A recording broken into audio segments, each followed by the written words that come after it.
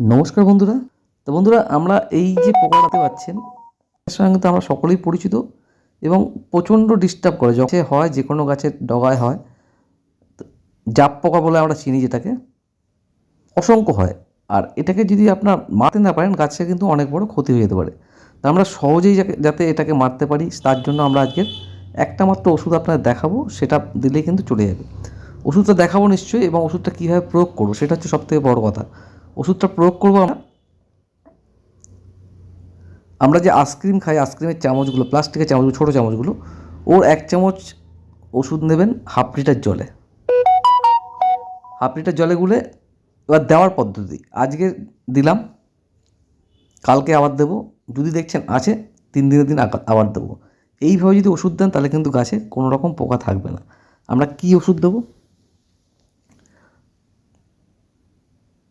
মানে হয় এই মানে জাপ পোকা হয় না এমন লোক, এমন গাছ বা এমন বাগানি খুব কমই আছে। ওষুধটা আমরা দেখি আবারও, যেটা দেবো আমরা একতারা।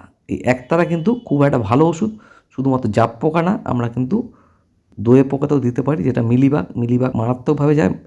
এর সাথে যেটা এই একতার সঙ্গে মিশিয়ে দেবেন সেটা হচ্ছে রোগর প্লাস, একই পদ্ধতি দেবেন, গাছ কিন্তু খুব ভালো থাকবে।